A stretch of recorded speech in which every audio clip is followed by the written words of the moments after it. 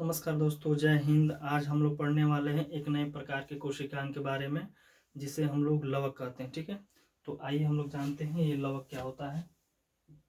तो बात करेंगे हम जिस कोशिकांग के बारे में, उसे हम लोग क्या कहते हैं, लवक।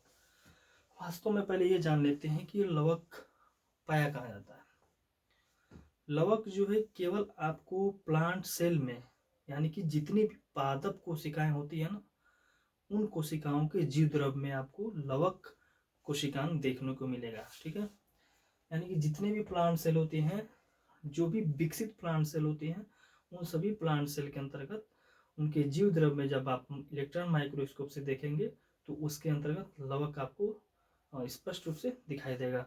तो आइए हम लोग पहले बात करते हैं, ये लवक को सबसे पहले किस वैज्ञानिक ने देखा था, कब देखा था।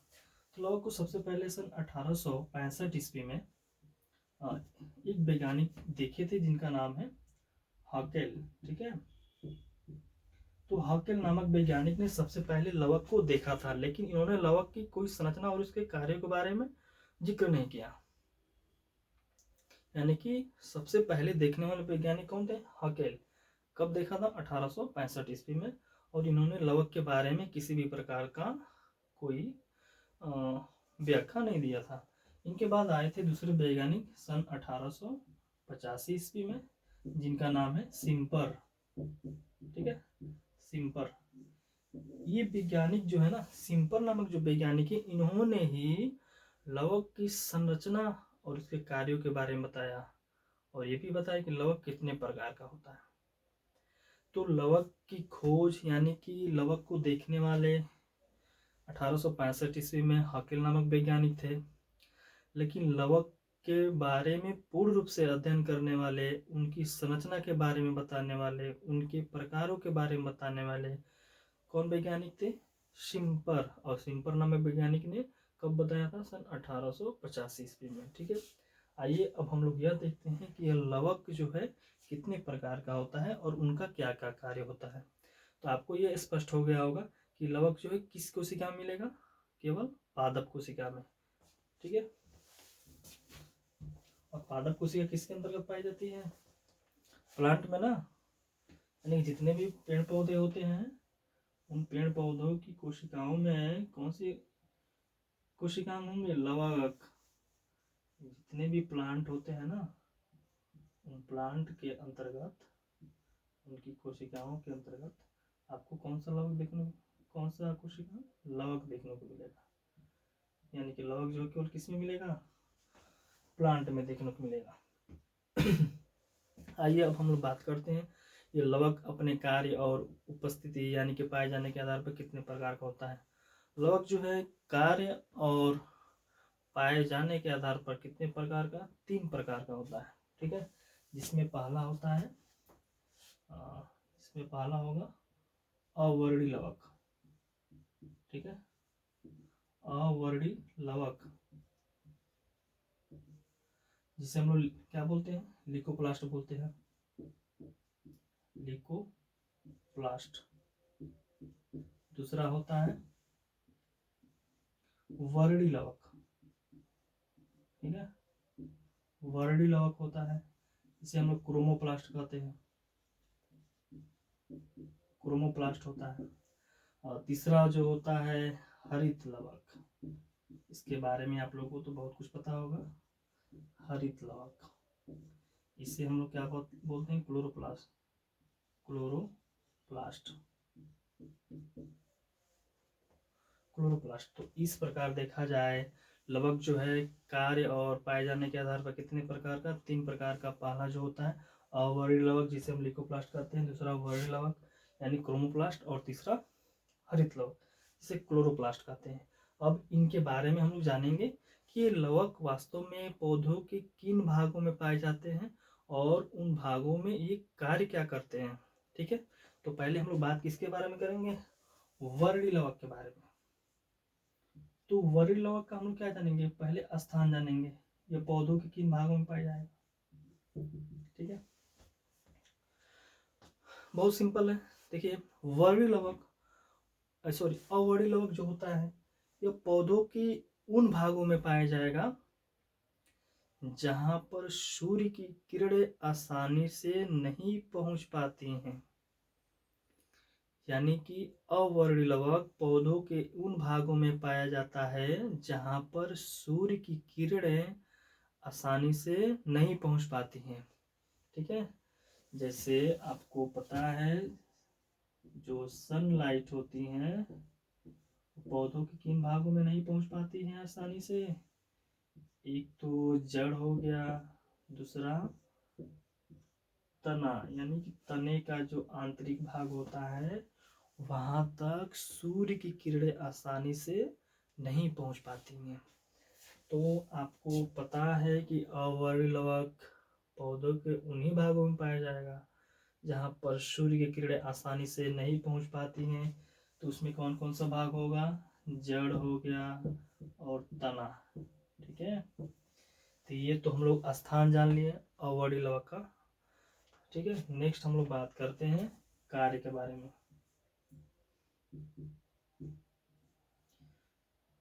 देखिए अवर्णीय लवक यह एक ऐसा लवक होता है ना कि यह पौधों के अंतर्गत भोज्य पदार्थों को संग्रह करता है। यानी कि पोषक पदार्थों को इकट्ठा करने का कार्य अगर कोई लवक करता है तो वह कौन सा लवक करेगा, अवर्णीय लवक। यानी कि अवर्णीय लवक का कार्य है भोज्य पदार्थों को संग्रह करना, इकट्ठा करना। ठीक है, ये क्या करेगा, भोज्य पदार्थों को क्या करना, इकट्ठा। ठीक है, इकट्ठा करना, ये किसका कार्य है, अवर्णीय लवक का। और अवर्णीय लवक जो होता है ना भोज्य पदार्थों को इकट्ठा यानी कि संग्रह करने के आधार पर 3 प्रकार का होता है। ठीक है, ये अवर्णीय लवक जो है अपने कार्य यानी कि भोज्य पदार्थों को इकट्ठा करने के आधार पर 3 प्रकार का होगा, जिसमें पहला होता है एमाइलोप्लास्ट। पहला एमाइलोप्लास्ट होता है, दूसरा इलियोप्लास्ट,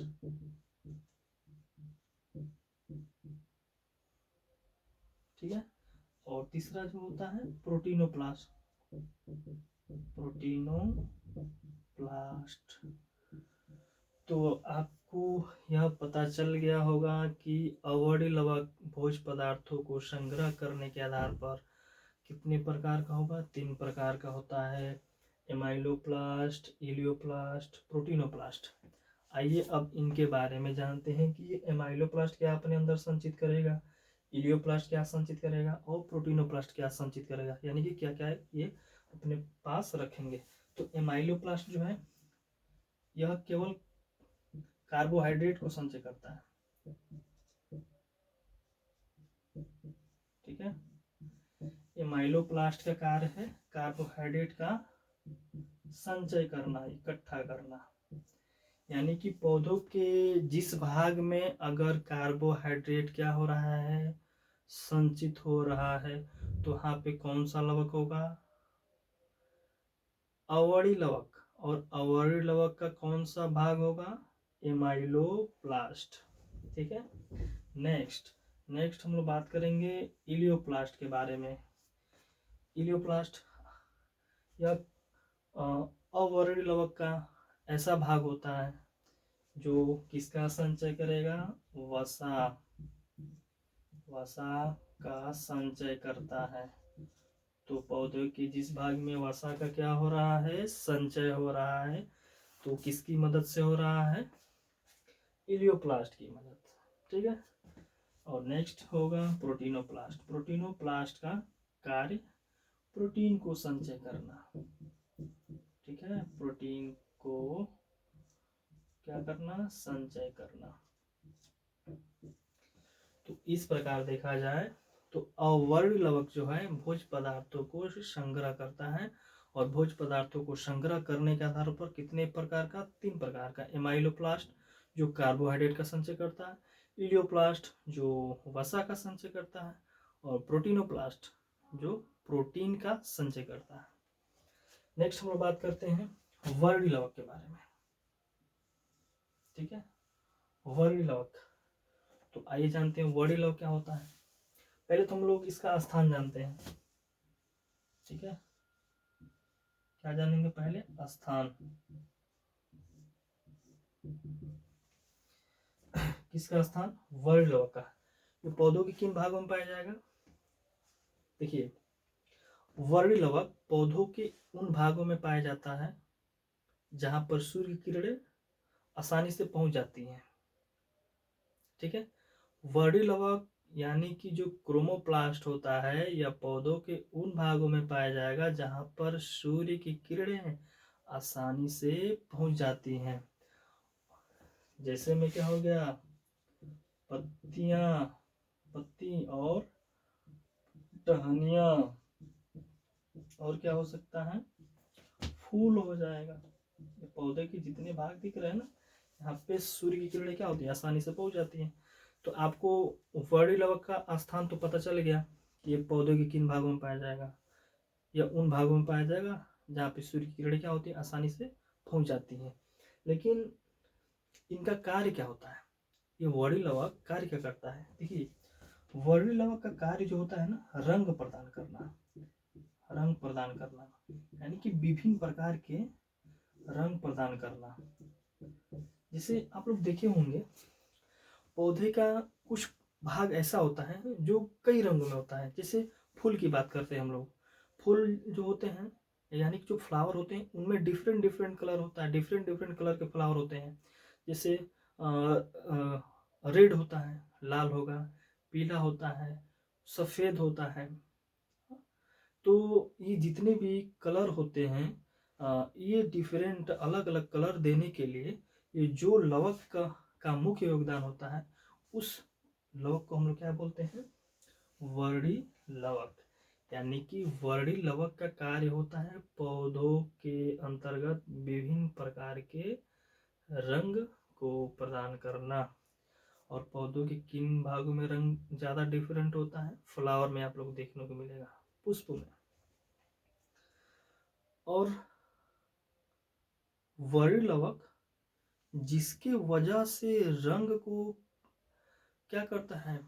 प्रदान करता है ना, तो उसके अंदर जो है कुछ पिगमेंट होते हैं, प्रोटीन के कण होते हैं। और उन प्रोटीन के कणों को हम लोग क्या बोलते हैं? जैंथोफिल। ठीक है, जैंथोफिल। और क्या होता है? कैरोटीन होता है, कैरोटीन होता है, और कैरोनॉइड होता है, कैरोनॉइड। ये जो होते हैं ना, ये प्रोटीन के पिगमेंट होते हैं। ये सब किसके अंदर पाए जाएंगे? ये सब वर्णी लवक के अंदर पाए जाएंगे। और इन्हीं की वजह से वर्णी लवक पौधों में डिफरेंट कलर प्रोड्यूस करता है। ठीक है, तो आई होप आप लोग को ये दोनों लवक का स्थान और कार्य आसानी से समझ में आ गया होगा। नेक्स्ट हम लोग बात करेंगे हरित लवक के बारे में। ठीक है, तो इनको हम लोग पहले अगला हम लोग पढ़ेंगे हरित लवक। और हरित लवक आपको पता है कि तीसरा कोशिक लवक का प्रकार है ना। तो आइए हम लोग पहले जानेंगे कि ये हरित लवक जो है पौधों के किस भाग में पाया जाएगा, इसका कार्य क्या होता है। तो हम लोग का नेक्स्ट हेडिंग क्या होगा? तीसरा, हरित लवक। ठीक है, हरित लवक। तो आइए जान लेते हैं ये हरित लवक क्या है। देखिए, पहले तो स्थान जानते हैं। ठीक है, तो स्थान में आप बताइए कि जो हरित लवक होता है यह पौधों के उन भागों में पाया जाएगा जहां का भाग हरा होता है।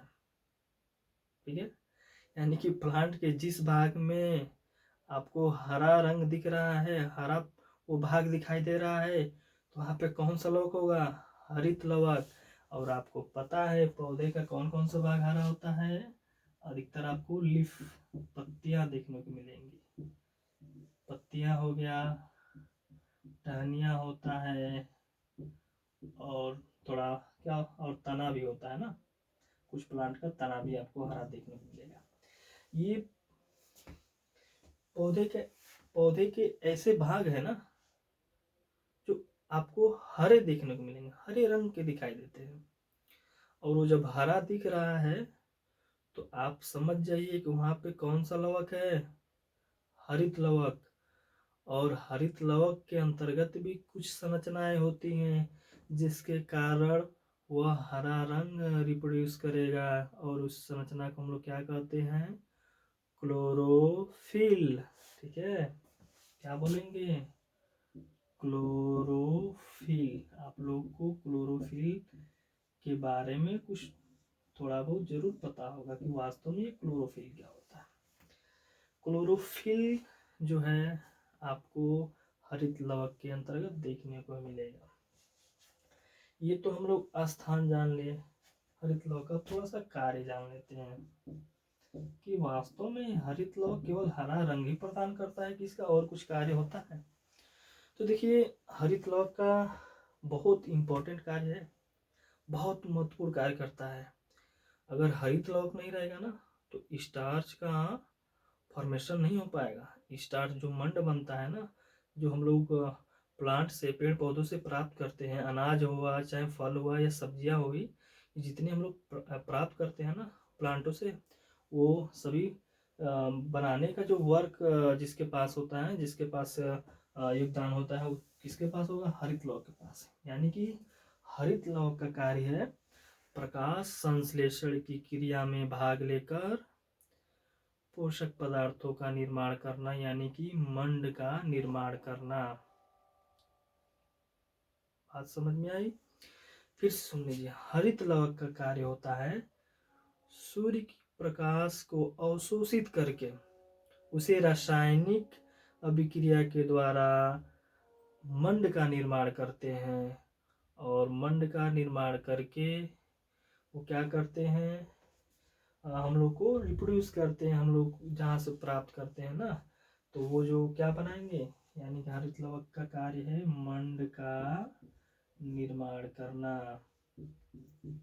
तो आपको समझ में आ गया होगा कि मंड क्या होता है। जैसे अनाज हो गया, क्या हो सकता है, फल हो गया, और सब्जियां हो गई, ये जितनी भी आपको संरचनाएं, जितने भी प्रोडक्ट क्या होते हैं, प्राप्त होते हैं, इन सभी प्रोडक्ट को हम लोग क्या बोलते हैं, एक साथ मंड कहते हैं, स्टार्च बोलते हैं। और स्टार्च बनाने का सबसे बड़ा श्रेय, सबसे बड़ा योगदान किसको जाता है, हरित लवक को जाता है। अब यह जानेंगे कि वास्तव में हरित लवक कैसे स्टार्च बनाता है। देखिए, हरित लवक में क्लोरोफिल होता है ना, वो क्लोरोफिल एक ऐसा पिगमेंट है, ऐसा कण होता है जो सनलाइट को एब्जॉर्ब करता है। और फोटो एक फर्स्ट, फोटो एक सेकेंड, ये प्रोसेस होती है जो आपको नेक्स्ट वीडियो में बताएंगे। उनके माध्यम से उसे केमिकल एनर्जी में बदलकर और कुछ पदार्थों को सम्मिलित करके स्टार्च का फॉर्मेशन करता है, मंड का निर्माण करता है। और मंड बनने की क्रिया जो होती है ना, यह मुख्यतः 2 चरणों में पूरा होता है, जिसमें एक लाइट रिएक्शन होता है जो दिन के समय में चलता है, और एक डार्क रिएक्शन होता है जो रात में चलता है। तो कहीं न कहीं मंड का निर्माण होने में दिन और रात का होना बहुत जरूरी है। अगर दिन और रात नहीं होंगे तो दिन में लाइट रिएक्शन नहीं चलेगी, और लाइट रिएक्शन से जो प्रोडक्ट बनता है, जो डार्क रिएक्शन में भाग लेगा, तो डार्क रिएक्शन में भाग नहीं ले पाएगा। यानी कि दिन में लाइट रिएक्शन का चलना जरूरी है, जिससे उसका प्रोडक्ट नेक्स्ट प्रोसेस यानी कि डार्क रिएक्शन में भाग लेगा। और जब डार्क रिएक्शन रात में चलता है ना, तो उस डार्क रिएक्शन के बाद ही क्या होता है, मंड का फॉर्मेशन होता है। तो दिन और रात का होना बहुत जरूरी है, तभी हम लोगों को स्टार्च क्या होगा, मंड क्या होगा, प्राप्त होगा। ठीक है, ये आप लोग को फोटो एक्ट फर्स्ट और सेकंड, यानी कि जो डार्क रिएक्शन और लाइट रिएक्शन की जो क्रिया है ना, आपको हम नेक्स्ट अगले वीडियो में बताएंगे। फिलहाल आप लोग संक्षेप में समझ लीजिए कि हरित लवक का कार्य होता है प्लांट के अंतर्गत क्या करना, प्रकाश संश्लेषण की, यानी कि फोटोसिंथेसिस की प्रोसेस में भाग लेकर क्या करना, मंड का निर्माण करना। और हरित लवक को हम लोग कोशिका रूपी कारखाने का रसोई घर कहते हैं। क्या कहेंगे? रसोई घर। तो आपको पता है ना रसोई घर में क्या होता है, क्या पकता है? भोजन पकता है ना, रसोई घर में भोजन पकता है। तो वैसे ही सेम काम कौन कर रहा है? हरित लवक। तो इसलिए हम लोग भी हरित लवक को कोशिका रूपी कारखाने का क्या कहते हैं? रसोई घर कहते हैं। ठीक है, तो कोशिका रूपी कारखाने का रसोई घर कौन हुआ? हरित लवक। ठीक है, नेक्स्ट हम लोग बात करते हैं, ये वास्तव में देखा जाए तो हरित लवक का कार्य बहुत इंपॉर्टेंट है। ठीक है, बहुत इंपॉर्टेंट कार्य होता है प्लांट में। नेक्स्ट हम लोग बात करेंगे हरित लवक की संरचना के बारे में। ठीक है, वास्तव में दिखता कैसा है। तो अगला हेडिंग होगा आपका हरित लवक की संरचना। आप लोग बोर तो नहीं हो रहे हैं? समझ में आ रहा होगा, क्योंकि ज्यादा जटिल तो नहीं बताया जा रहा है, बिल्कुल सिंपल है। तो अगला हम लोग हेडिंग पढ़ने जा रहे हैं, जिससे हम लोग क्या कहेंगे, हरित लवक की संरचना। देखिए, इसके अंतर्गत हम लोग पहले हरित लवक का स्ट्रक्चर बनाएंगे, यानी कि इलेक्ट्रॉन माइक्रोस्कोपिक एक स्ट्रक्चर बनाएंगे। किसका? हरित लवक का, क्लोरोप्लास्ट का। ठीक है, तो पहले हम लोग ड्रॉ कर लेते हैं।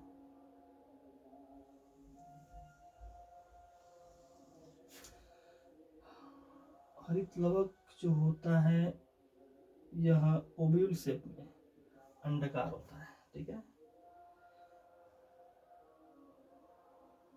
हम लोग बनाने जा रहे हैं हरित लवक की संरचना। कोशिश कर रहे हैं कि अच्छा बने। आप लोग भी इसको ड्रॉ करके ही समझिएगा, क्योंकि ड्रॉ करना बिल्कुल कंपलसरी है। बायो का ये रूल है कि अगर आप स्ट्रक्चर ड्रॉ नहीं करेंगे तो बायो कंप्लीट रूप से स्टडी नहीं कर पाएंगे। आपको लगभग 90% आपको स्ट्रक्चर से क्लियर हो जाता है। तो हम लोग ये जो संरचना बना रहे हैं ना हरित लवक का, देखिए इसके एक अंदर लेयर दिख रही है, एक बाहर भी, यानी कि 2 लेयर होता है। और जब हम लोग अंदर इंटर करेंगे तो अंदर इंटर करने के बाद आपको, जब आप माइक्रोस्कोप से देखिएगा ना, इलेक्ट्रॉन माइक्रोस्कोप से, तो हरित लवक के अंदर, हरित लवक के क्या चीज अंदर, ये जब आप हरित लवक के अंदर देखेंगे तो हरित लवक के अंदर प्रोटीन से बना हुआ जेली पदार्थ, चिपचिपा पदार्थ दिखाई देता है। ठीक है, और जिसके अंदर सभी संरचनाएं पाई जाती हैं, और उन सभी संरचनाओं को एक साथ हम लोग क्या कहते हैं? स्ट्रोमा कहते हैं। ठीक है, स्ट्रोमा, यानी कि स्ट्रोमा हरित लवक का एक ऐसा संरचना होता है जिसके अंदर सभी संरचनाएं बंद होती हैं, सभी संरचनाएं उसके अंदर बंद होंगी। ठीक है, तो अब हम लोग बात करते हैं इसके इंटरनल स्ट्रक्चर के बारे में। ठीक है, तो आप लोग देखिए, इसमें कुछ ऐसी संरचनाएं दिखाई देती हैं, ऐसा प्रतीत होता है कि सिक्के का ढेर है। ठीक है, सिक्के की ढेर नुमा संरचनाएं पाई जाती हैं। ऐसा लगता है कि सभी सिक्के जो है ना, एक के ऊपर क्या हुए हैं, एक के ऊपर एक रखे गए हैं, सिक्के की ढेर नुमा संरचनाएं। और ये जो सिक्के की ढेर नुमा जो संरचना हम लोग बना रहे हैं, इसे हम लोग क्या बोलते हैं? ग्रेना या ग्रेनम कहते हैं। ठीक है, और एक हरित लवक में ग्रेनम की जो संख्या होती है लगभग 60 से 70 होता है। हम लोग तो केवल 4 बनाए हैं ना, क्योंकि पॉसिबिलिटी उतना नहीं है कि हम लोग बना लें 60 से 70, इसमें केवल हम लोग समझने के लिए 4 बना लिए हैं। तो आप समझ लीजिए ये जो संरचना दिख रही है ना, इन्हें हम लोग ग्रेनम बोलते हैं। ठीक है, क्या बोलेंगे? ग्रेनम या ग्रेना भी बोलते हैं, ग्रेनम कहते हैं। आपको ग्रेनम दिख रहा है ना। और ये ग्रेनम की संख्या कितनी होती है एक हरित लौक में? लगभग 60 से 70। ठीक है, 60 से 70 की संख्या होती है ये ग्रेनम, जो आपको सिक्के के ढेर में दिखाई दे रहा है। और इस ग्रेनम को बनाने में जो एक सिक्का भाग ले रहा है ना, एक जो सिक्का भाग ले रहा है, इनमें से एक सिक्का को हम लोग क्या बोलते हैं? थाइलेक्वाइड।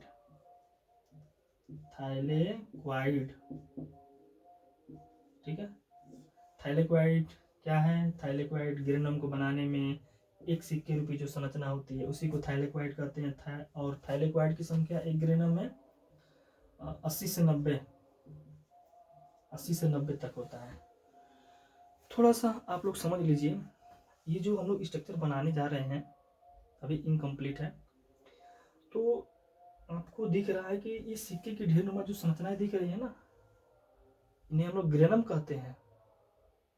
और ग्रेनम को बनाने में जो एक एक सिक्का भाग ले रहा है, सिक्के रूपी जो संरचना भाग ले रही है ना, उसे हम लोग क्या कहते हैं? थाइलेक्वाइड। तो ग्रेनम की संख्या तो 60 से 70 होती है, लेकिन ग्रेनम में थाइलेक्वाइड की संख्या लगभग 80 से 90 तक हो सकती है। ये जो सिक्के रूपी संरचना है ना, इसे ही थाइलेक्वाइड कहते हैं। तो एक ग्रेनम में ये थाइलेक्वाइड की संख्या कितनी? 80 से लगभग 90 तक होती है। और एक बात समझ लीजिए, हम लोग हरित लौह की संरचना पढ़ रहे हैं और आपको हम बताए हैं पीछे कि हरित लौह में क्लोरोफिल पाया जाता है, जो प्रकाश संश्लेषण क्रिया में प्रकाश को अवशोषित करने का कार्य करता है। तो अब हम बता रहे हैं कि वो हरित लौह में क्लोरोफिल कहाँ होता है। तो आपको जो ये सिक्के की ढेर नुमा जो संरचना दिख रही है ना, तो इसी सिक्के की ढेर नुमा संरचना के अंदर क्लोरोफिल के अणु पाए जाते हैं। तो अगर आपसे कोई पूछ देगा कि आप क्लोरोफिल का वास्तविक स्थान बताइए कहाँ होगा, तो आप बताइएगा कि क्लोरोफिल जो होता है ग्रेनम को बनाने में भाग लेने वाली जो सिक्के नुमा संरचनाएं होती हैं, जिन्हें हम लोग थाइलेक्वाइड कहते हैं, उस थाइलेक्वाइड को लेकर जब आप उसके ऊपर से कवर हटाइएगा तो उसके अंदर आपको क्लोरोफिल के अणु दिखाई देंगे। तो क्लोरोफिल का वास्तविक स्थान कहाँ है? थाइलेक्वाइड के अंदर होता है।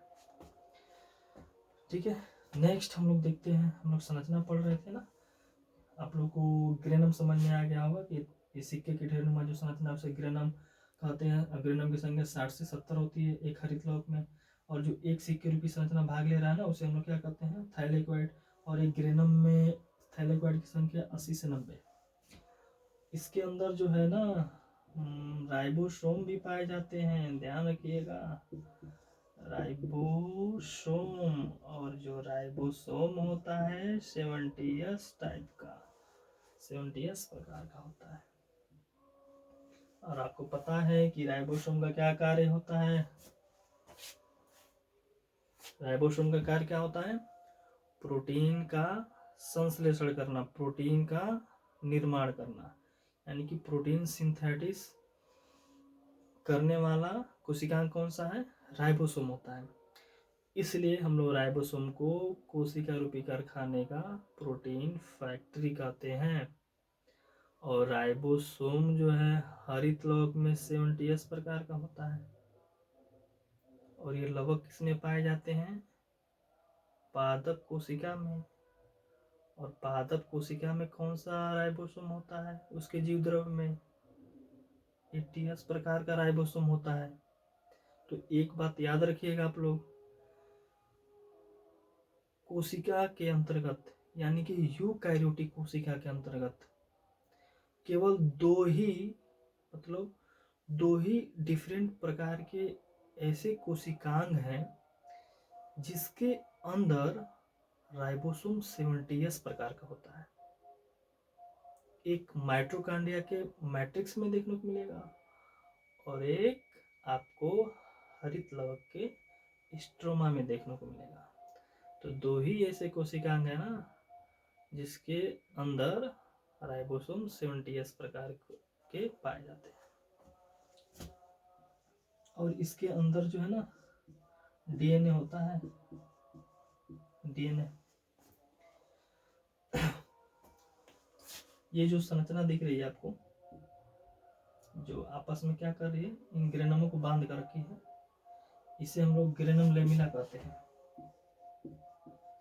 ग्रेनम लैमिना, ठीक है। ग्रेनम लैमिना क्या होता है, ग्रेनमों को जोड़ने वाली जो संरचना होती है, नलीनुमा जो संरचना होती है, इसे ही हम लोग क्या कहते हैं, ग्रेनम लैमिना कहते हैं। एक बात याद रखिए, बहुत इंपॉर्टेंट बात बताने जा रहे हैं आप लोग को। आप लोग को तो डीएनए का कार्य पता है। डीएनए एक आनुवंशिकी पदार्थ होता है ना, यानी कि आनुवंशिक लक्षणों को एक पीढ़ी से दूसरी पीढ़ी में क्या करता है, ट्रांसमिट करता है। आनुवंशिक लक्षणों को, यानी कि जेनेटिकल जो करेक्टर होता है ना, उसको वन जनरेशन से नेक्स्ट जनरेशन में क्या करता है, कैरी करता है, ले जाने का कार्य करता है। इसे हम लोग क्या कहते हैं, आनुवंशिक पदार्थ कहते हैं, ठीक है। तो एक बात आप लोग हमेशा याद रखिएगा कि जो हरित लवक होता है, हरित लवक, यह डीएनए और राइबोसोम की मदद से अपने समान एक नया हरित लवक का निर्माण करता है। डीएनए और राइबोसोम की उपस्थिति में हरित लवक अपने समान एक नया कोशिकांग का निर्माण करता है। इसलिए इस कोशिकांग को हम लोग अर्ध स्वशासित कोशिकांग भी कहते हैं, सेमी ऑटोनॉमस सेल ऑर्गेनेल्स। बात समझ में आई? जब कोई भी कोशिकांग डीएनए और राइबोसोम की मदद से अपने जैसा ही एक नया कोशिकांग को बनाता है, तो उन कोशिकांगों को हम लोग सेमी ऑटोनॉमस सेल ऑर्गेनेल्स या अर्ध स्वशासित कोशिकांग कहते हैं। और यूकैरियोटिक सेल में मात्र 2 ही ऐसे कोशिकांग हैं जो डीएनए और राइबोसोम की उपस्थिति में अपने समान एक नए कोशिकांग को बनाते हैं।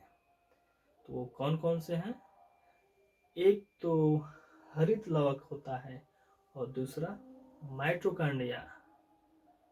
माइटोकॉन्ड्रिया के मैट्रिक्स में भी आपको 70 प्रकार के क्या होता है, राइबोसोम देखने को मिलेगा, और उसमें डीएनए भी होता है। तो माइटोकॉन्ड्रिया भी एक प्रकार का क्या होता है, अर्ध स्वशासित कोशिकांग होता है, और हरित लवक भी होता है। तो आपको अर्ध स्वशासित कोशिकांग समझ में आया होगा।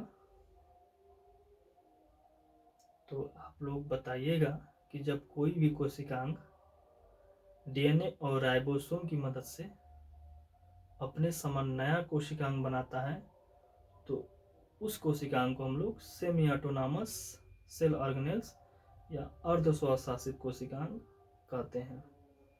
और यूकैरियोटिक कोशिका में मात्र 2 ही ऐसे कोशिकांग हैं जो ऐसी क्रिया में भाग लेते हैं। एक माइटोकॉन्ड्रिया, जो पावर हाउस होता है ना सेल फैक्ट्री का, विद्युत गृह, और दूसरा क्या होता है, हरित लवक, जिसे हम लोग सेल फैक्ट्री का किचन कहते हैं, रसोई घर कहते हैं। तो आई होप आप लोग को ये जितनी भी बातें बताई गई हैं आप लोग को अच्छी तरीके से समझ में आई होगी। अगर आप लोग को कोई बात अच्छी तरीके से समझ में नहीं आई होगी तो आप हमें ज़रूर उस पर कमेंट करिएगा और बताइएगा कि सर हमें ये चीज़ नहीं समझ में आई है। हम आपको पूर्ण रूप से उसको समझाने का प्रयास करेंगे। तो अगला हम लोग कोशिकांग नेक्स्ट वीडियो में बात करेंगे, ठीक है। तब तक के लिए आप लोग अपना ख्याल रखिएगा। जय हिंद।